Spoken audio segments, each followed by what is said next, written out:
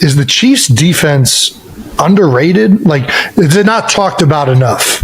Well, when you think about it, when we have fucking Pat Mahomes and Travis Kelce on offense scoring so many damn points, we got Taylor Swift at the game. Who gives a damn about the defense, bro? Honestly, who gives a damn about the defense? I care, Chris. We love you, Charles. I care about the defense, Chris. But in all aspects of it, who's paying attention to the defense? They want to see touchdowns thrown. They want to see the Swifties going crazy. You know what I mean? So it's like this dude, Chris, man. I'm just saying. I'm calling a spade a spade. He's not wrong. You're not wrong. Funny, man. I know I like to see Stone Cold get some sacks, baby. Hey, definitely. Fire me up, man. Fire me up. You guys and Spags have been rolling, so keep it up. As you know, Chris, this is not like a typical interview. We just want to have a conversation. It's obviously going to be focused on you. We're not good enough to actually interview you. Yeah, we're not professionals by any stretch of the imagination. it's all good, man. Brutally honest, what were your first impressions of Trav? I'm like, this is fucking Malibu Most Wanted all the way. I was like, this is B-Rad, bro. Trav had the first, I'm telling you, our first away game, Trav had like this beanie on. That's one of my with favorite this cool ass, like this sweater. Oh my god. With the glasses. I'm like, this is Malibu all over again, bro.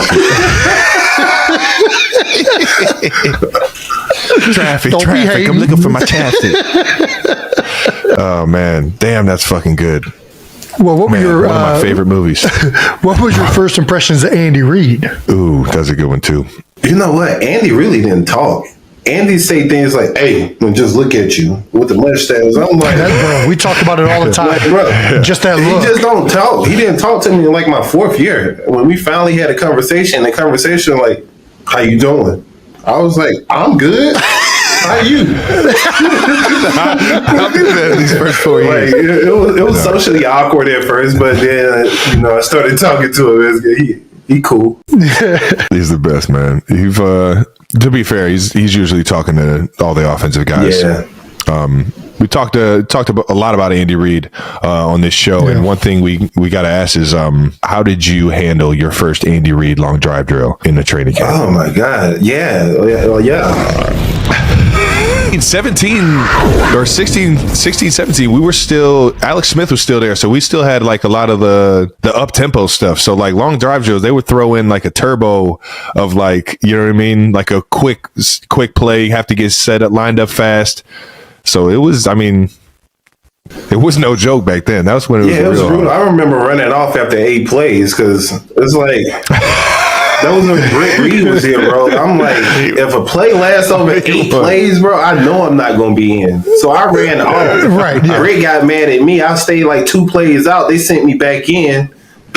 That was a huge welcome to the NFL moment. Like, well, that is the weird thing about long drive drills. Like you're saying, like the offense usually all stay out there, but the defensive line usually subs out. But in long drive drill, you all stay on just to get the conditioning aspect of it. So that is misery. I can't imagine trying to play defensive line for 15 plays. That's got to be ridiculous.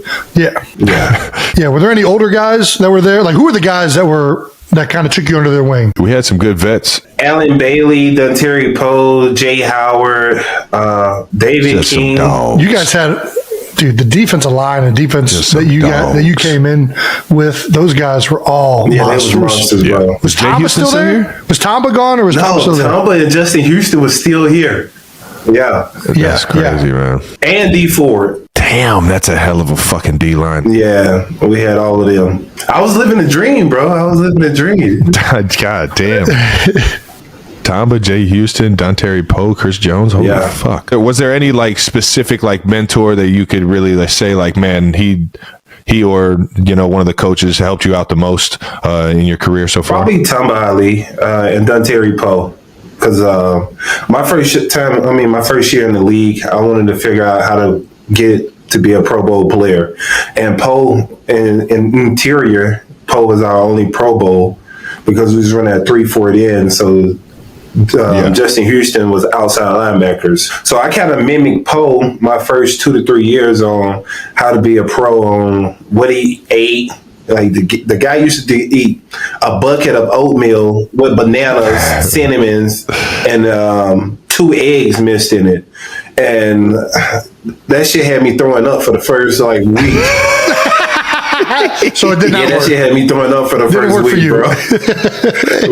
John Terry that's another No wonder he's so 340 big. pounder that's out here Yeah. fucking moving, man. Yeah, Don Terry Poe. He was a stud. What was your reaction to get into the league? Obviously, being a 5-star, being one of the heavily recruited guys coming out of high school, one of the biggest names coming out in the draft. But that D line we just talked about, there's a lot of star-studded defensive players right there. And you, did you? I don't think you started off as a starter. Obviously, working your way into that role, but did you feel like awkward not playing as like much or being, the stone cold from college? You know what? It's a gift and a curse because I didn't start till like my 3rd year in the league, and I was getting like 14 plays my first year. I was getting 20 plays my second year, and I just took it with stride. I was like, you know what?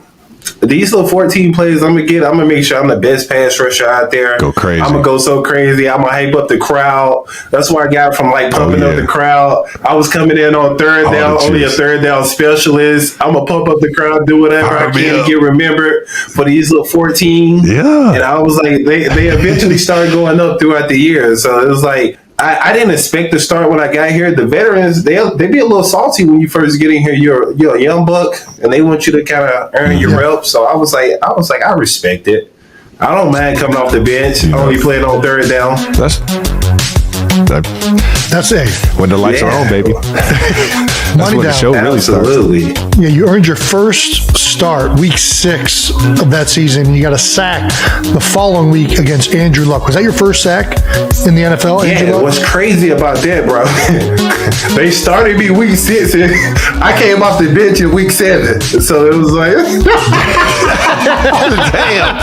damn. That was my first sack against Andrew Luck. That's dope, man. I feel like Andrew always has something to say when guys sack him. Did he say I don't even anything? remember. Did he say anything I don't nice? even remember. Don't remember. Did he compliment I ran around the whole stadium out for 1 sack, bro. I was pumped. I didn't even care what he said. I was like, this is it. This is another question. Do you have like a welcome to the NFL moment? You know what? I do. It's probably 2016. We was playing the Tennessee Titans, and I don't even remember who was the offensive lineman. But I was taking it was like a pass rush. I was taking an inside move, and I didn't see this guy. And he fucking clapped me. The center did.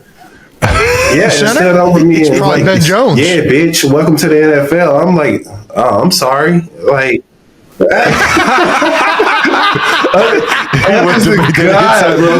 fucking hit me so hard. I just looked at him. I could see myself on the ground, just looking at him like a kid looking at his father after a whooping, and just like, I'm sorry. Yeah, you got me. Hey, we all been there. That inside move, man. Yeah, it's scary. You know them rib shots. Them rib shots get nasty. Every time, baby. Every time. So you guys played 3-4 and you played DN in the 3-4. Now you guys are pretty much, well, you still play 3-4, I guess, a little bit with Spags, but you're more of a defensive tackle. Do you prefer to play inside or outside? Because you played both throughout your career. On passing downs, I'd rather go outside. On the like first and second downs, I'd rather stay inside. Why is that? Well, on the passing downs on the outside, I can guarantee a one-on-one. And if you guys bring help, it's only going to be a tight end. So I'd rather go. And you can see that coming. And the inside, you take that inside move, make the wrong step, and it's going to come and catch you right in that rib cage. Have me catching air for the next 5 plays. Trying to find some oxygen. Man, that's too funny. I mean, I think when you have that combination of being, both an inside and outside player, that's when you're at your best. I mean, when a team can't, just say, all right, this guy's right here. We can game plan for that better. When you're moving around like you are, man, doggone. Best defensive player in the fucking league, baby. Ain't nobody stopping that. We've talked a lot on the show about the hardest positions to play in the NFL, and both of us have said defensive tackle has got to be physically one of the hardest positions to play in the NFL. 1,000%. You're constantly getting double teams. You're constantly getting physically attacked. Do you agree? Do you disagree? Do you think that another position is the hardest in the NFL? What do you think's the hardest? If we're talking about the physical aspect of it, defensive lineman definitely is. Because you got some plays that the linemen don't even hit the defensive lineman. They'll pull their hitter like a cornerback. But every play the defensive lineman has to hit offensive lineman, you know what I mean? Every play you either get a double team or you getting somebody hitting you every play. It's not a play that a defensive lineman is running free. So I definitely say the physical aspect of it. But the hardest position, I think, is probably DB. You know what I mean? Because I got to mirror Travis Kelce everywhere he goes. You know what I mean? I take one wrong step, he can separate 5 yards. So, you know. I was trying to do it all growing up. So. Couldn't stay on him. Just running for my fucking life growing up. Let's talk some other early career milestones. I know we kind of already touched this 2017 game against the Eagles, but you actually got your first interception. Oh, I did, huh? I forgot about that. I forgot about that. 9-5 out here just taking shit out the air. What's more electric, getting a fumble or getting a pick? Getting a pick, bro. You get a pick. Yeah. I only had 2 interceptions my whole career. God damn, you get the pick. Yeah. Oh my God. You get the pick, and if you get in the end zone with the pick, you gotta go crazy. You got something like in the back pocket? I've been waiting on Andy to put me in the backfield for something. I'll do a quarterback draw. Put me back there for something. Christopher Jones. Get me in there, Andy. I hope you listen to this. Get me in there. I just need one touch. The future of Travis Kelce with the Kansas City Chiefs just took a surprising turn, and it's coming straight from inside the locker room. During a candid and hilarious podcast moment, Chris Jones didn't hold back, openly reacting to the growing conversation around Kelce's future. While joking about how the Chiefs' defense often gets overshadowed by the star power of Kelce and Patrick Mahomes, Jones made something very clear. He still wants Kelce around. And here's where it gets interesting. Between laughs and locker room honesty, Jones essentially sent a message fans can't ignore. The Chiefs' success isn't just about championships anymore. It's about keeping their core legends together. And for him, that includes Kelce staying a little longer.